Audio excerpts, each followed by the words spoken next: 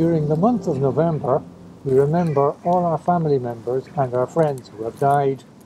At Manresa here in Dublin, we have just celebrated a Mass for the deceased relatives and friends of our own staff in the Urupe Chapel.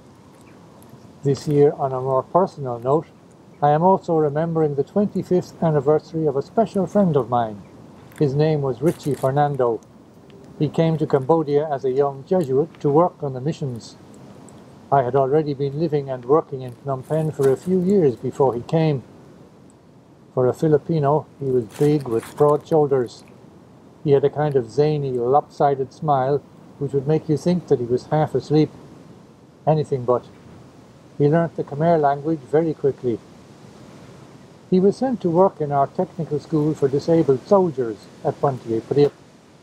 Most of these men had lost an arm, a leg or an eye to a landmine explosion.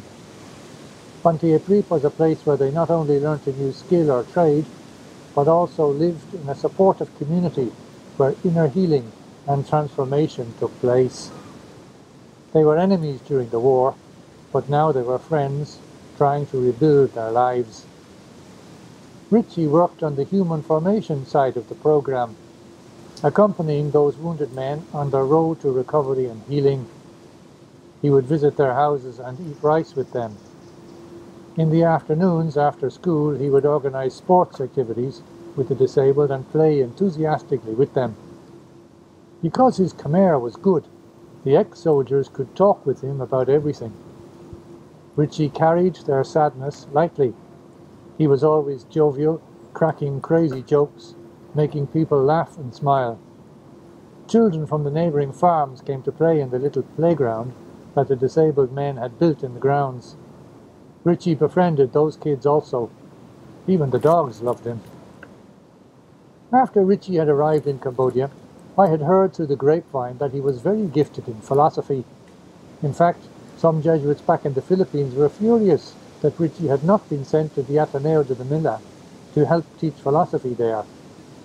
As I was teaching trainee teachers at the ramshackle Royal University of Phnom Penh at that time, I invited Richie to teach one course there once a week.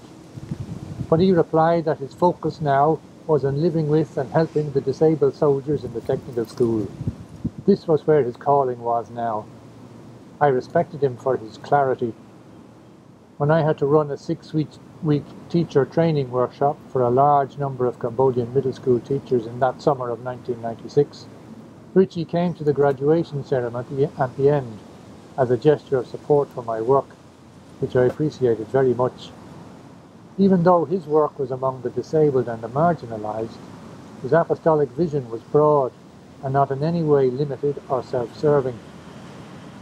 I further appreciated his kindness to me when he and another young Jesuit from Singapore travelled down to the seaside resort of Kampong Salm at the end of that August, where I was staying with the bishop at the church for a few days' rest. It turned out that the Providence sisters were there also for their annual retreat.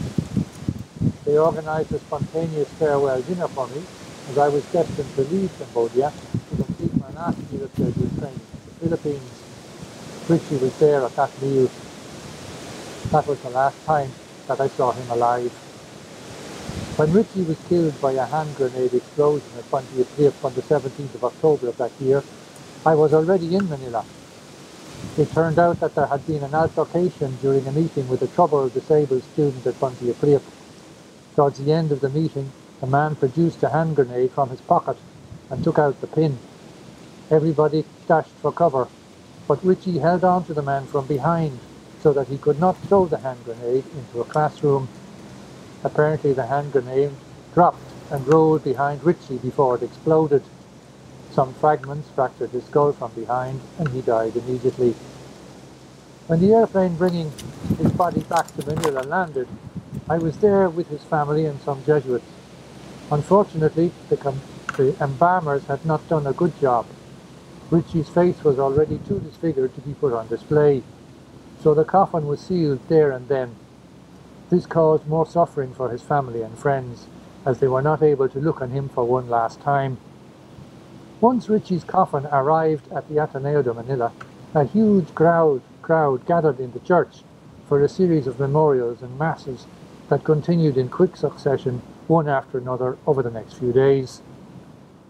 Many of his former friends and Jesuit companions shared stories of their adventures with Richie. We were all amazed at the range and variety of his friends and contacts. Even though it was a very sad occasion, many were able to laugh at the funny stories and incidents from his life. In this way, it was like an old Irish wake. At the end of the final funeral mass, I will never forget Richie's mother's testimony. She walked up to the lectern beside the altar, and I could hear her muttering as she passed her son's coffin. She was asking Richie to help her now. When she spoke, she stood straight and tall, and she announced that her heart was full of gratitude. She thanked first God for giving her Richie for the 26 years of his life. Then she thanked the Society of Jesus for training Richie since he was 18. And finally, she thanked the Jesuit service in Cambodia for bringing Richie's body back home so that the family could say a proper farewell. Mrs. Fernando then shared that when Richie was preparing to enter the Jesuit novitiate, he told her, "Mama, when I join the Jesuits, you will no longer be my mother. The Society of Jesus will be my mother." When Richie was at the novitiate, he led his mother to the graveyard at the back and told her, "When I die, you will not have to worry about me. The Society of Jesus will take care of the funeral and bury me here." As I listened to these stories, I said to myself, what kind of guy speaks to his mother in this way? Perhaps St. Ignatius of Loyola might have done, but his mother died when he was very young. How could Richie speak to his mother like this? But as I listened to Mrs. Fernando, I suddenly realized one thing. She was not talking with any sense of bitterness or resentment against Richie or the Jesuits for putting these ideas into his head. No, not at all. Her tone was one of admiration for his radicality. She was actually rejoicing in it. Only then did it dawn on me. I understood. They were in it together. Their radical Christian commitment was shared. They were always a twosome.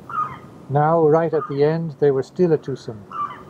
I am sure that if we were to interview Mrs. Fernando today, she would tell us that they are still a twosome. So during this month of November, I give gratitude to God for having known Richie Fernando, even if only for a short time. His memory has stayed with me all my life. I have often prayed for God's help through his intercession. In this way, especially when we were starting the Xavier Jesuit School in Cambodia. In this way, I feel in communion with him still, and I look forward to meeting him again up above one day. It's interesting to think and to ponder during this month of November. Who comes into our mind? Who are we grateful for knowing? Who do we pray for?